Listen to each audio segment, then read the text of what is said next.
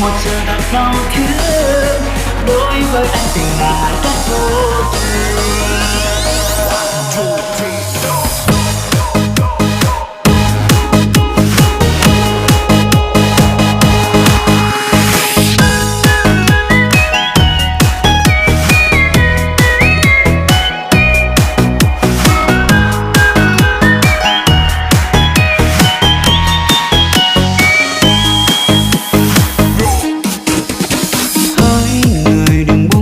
vội vàng. Người hãy nói em vẫn yêu anh vô vàng. Dẫu rằng lời nói dối đó không thật, nhưng tại sao anh vẫn muốn nghe người ơi.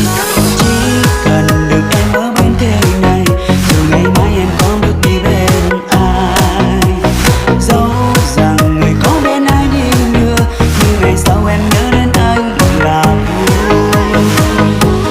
Người hãy nói những lời gian dối em vẫn yêu anh, để cho anh được mơ được ước sâu cho nó rất yêu quanh, để anh được hạnh phúc trong đơn phương. Chỉ mong rằng người đừng lạnh lùng khoái lương, để cho anh không phải đau đớn, không phải cô đơn.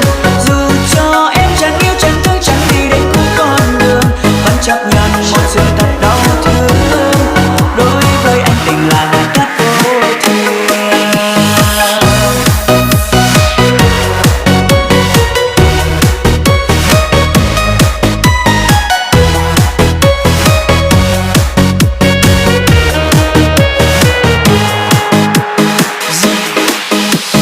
Chỉ cần được em ở bên thế này, dù ngày mai em có được đi bên ai. Dẫu rằng người có bên ai đi nữa, nhưng ngày sau em nhớ đến anh